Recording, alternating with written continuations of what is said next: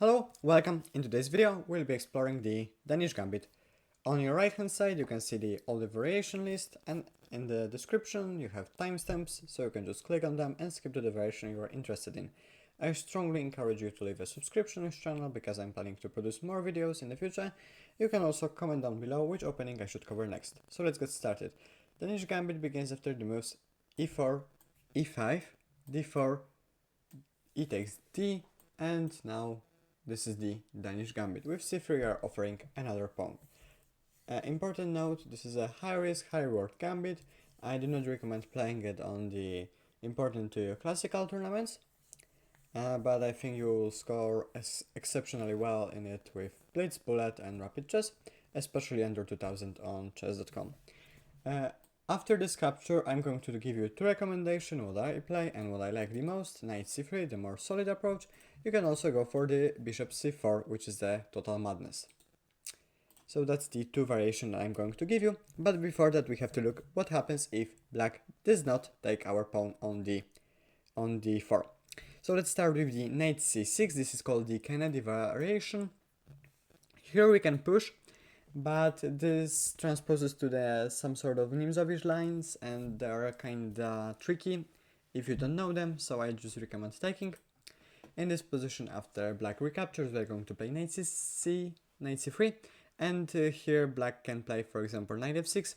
We are going to play f4, king the knight, knight g6, e5, knight g8, and now knight f3. You can see that we have a very pleasant position. So that's after knight f6, which is not a very good move. After bishop b4, we can play d4. You can see that we are targeting both pieces. Bishop takes c3, bishop takes c3, d3, knight f3, exchanging the knights. As we can see, king f8 is needed because rook g1 is threatening to take the pawn, and currently we are threatening to take a pawn and rook. So bishop b4 is not particularly good either. The best is c5, f4, c6, f3, knight f3, e5, pushing the pawn. Here you don't have to be worried about this fork because c4, and after the fork you have d5, threatening mate and threatening to take the bishop. Black is just lost. After short castle you should play e2, d6, kick this knight out, and we have a very solid position. You are going to play bishop e3, you are going to exchange the bishops. You can go for long castle, then maybe rook g1, maybe g4. You have a lot of attacking possibilities.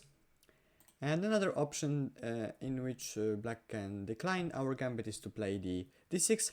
This can transpose to the Philidor after f6, d6 and d4. So if you have any good weapons against the Philidor, you can play it here. But I recommend d takes e5, queen takes d8, king takes d8, bishop c4 targeting this pawn, king e8, and now we are just going to attack it. After something like c6, short castle, f6 and h3, blocking this possibility. We have a game, of course. I cannot give you all variation till the end, but this is a very cool position. I mean, we have more activity, we are not down a pawn currently, so we have a very pleasant position, plus 0.5 according to the Stockfish. They can also play f6, but this is a weakness in the future, and knight c3 should give us a good chance to have an interesting game. They can, in this position, they can take and they can decline the c3 gambit with the move d5 or queen e7. We start with d5. This is called the Sorensen Defence, if I pronounce it correctly. This is some sort of Scandinavian stuff. E takes d5, queen takes d5, c takes d4, and c6, knight c6, knight f3, bishop g4, and here bishop e2. You might be asking why black cannot just simply take and be a pawn up. Because they are losing a queen. So that's an important trick to remember. Long castle is a very popular move here, and here knight c3, very important move, attacking the queen. The queen could go to e8, e5, I'm sorry. Now bishop e3, knight f6 and short castle, and we are going to play e3, b4 and rook c1 using this open file for our rook. After b4 we can play short castle. After take we have a very cool position, we have an open rook, and after something like a5 we can play e3 and giving up this pawn and this pawn, but here we have a very active rook. Two very active bishops, and our position is close to +1. According to Stockfish, we have a lot of options to attack. We can play rook e1, maybe in the future this, bring another rook to the action, threaten something like this, maneuver our bishop to put the pressure here. You have a lot of possibilities. I'm sure you will win like 90% of games in Blitz and Bullet in this position. And they can decline our gambit with the move Queen e7 here. I don't know if it has a name or not, but Queen e7 is a line. We will take, they'll take with check, knight f6, knight c3, attacking the queen. After something like Queen e7, we have bishop c4 with a huge activity. After bishop b4, knight f3, they can go short castle, which is the most popular move. Here we just play d3, kicking the queen out, and short castle. We have two very active bishops. We can put a rook on c and on e, open files. We have a huge activity. And this is a well compensations for our lost pawn. They can play d5, knight d5, this is the more accurate approach. Queen d2, exchanging the knight. And here after f takes e3, they can play, they cannot play something like c6 because they are simply down a piece after this combination.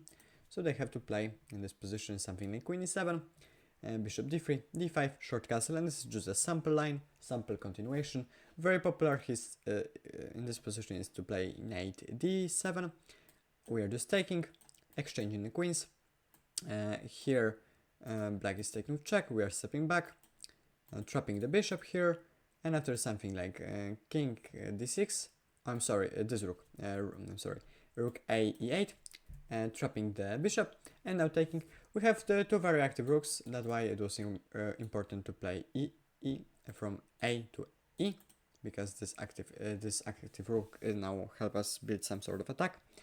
We can play some knight g5, we can use this rook to get this pawn.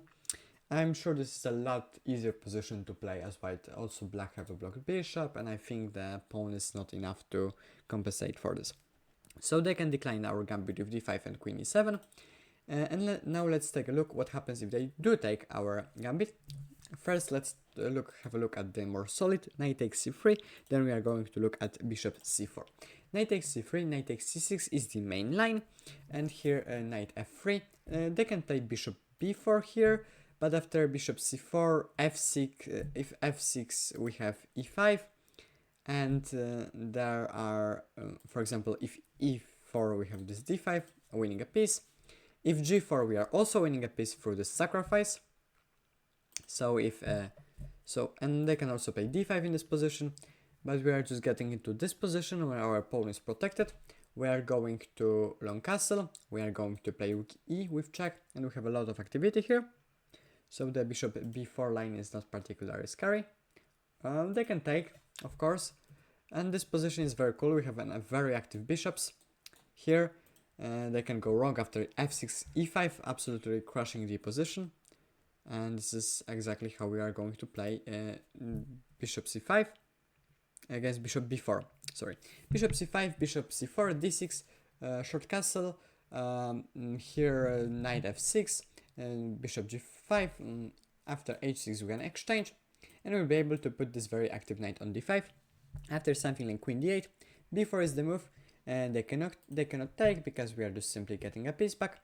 And actually we are winning a piece because they are unable to defend this pawn and this piece. After bishop b6 we are going to play a4, a6, b5, crashing into the black position. After the exchange we are going to ruin their pawn structure.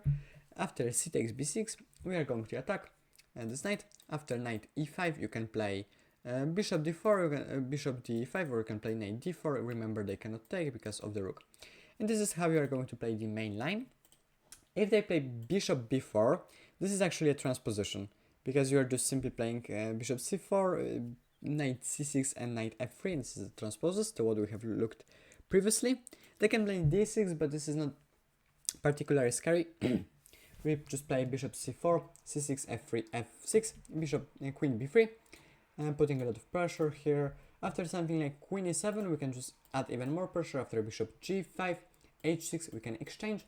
After black takes, we have short castle, and we are just going to activate both rooks. After g takes f6, we have this tremendous knight d5, and this position is simply +2 for white. Okay, so this is how you are going to play this knight takes c3 lines. I have another recommendation. As I have mentioned, please important note, this is a lot more crazier version. I do not think it will work at plus like 1800 on rapid, so you can play it on blitz and bullet of course anytime, but in rapid be careful with it. After c takes b2, we have this very good bishops. And the d5 line, the Schlechter, is actually very pleasant for us. We are just going to take. After knight f6, which is the only move here, we are just going to play bishop takes f7. You might be thinking we are winning a queen, and so does black might think. And after king e7, we are going to play just queen b3, and actually we are now winning.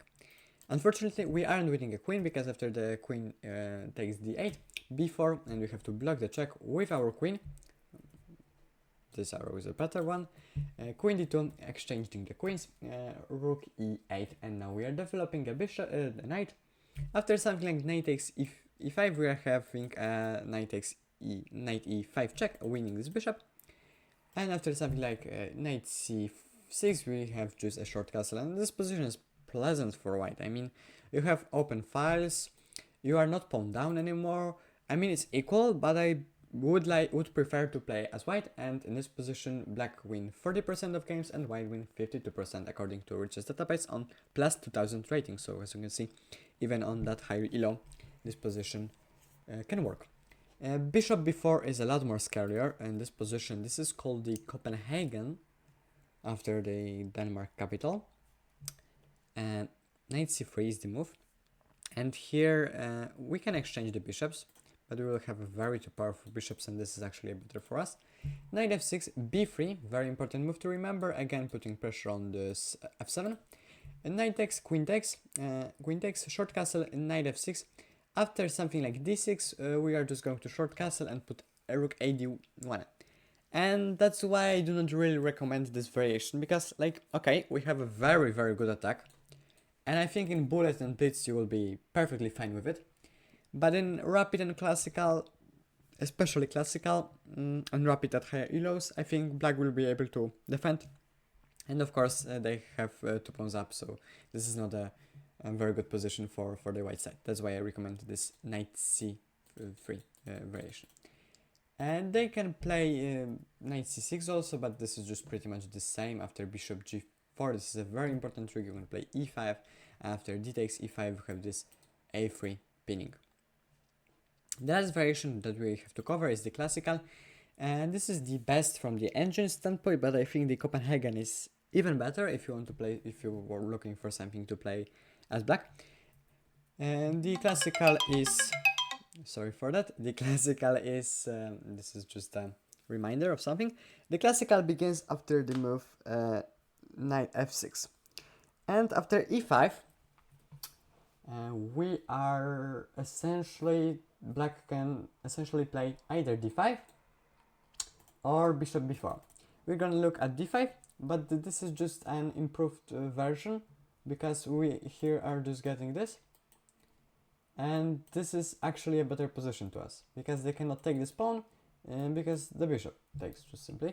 And after bishop b4, knight c3, rook g8, this is a better position for us, so d5 is not particularly scary. However, b4 here is a very good move, because we have to exchange the bishops, and now d5 here actually works, because after this exchange we do not longer have a bishop protecting this pawn.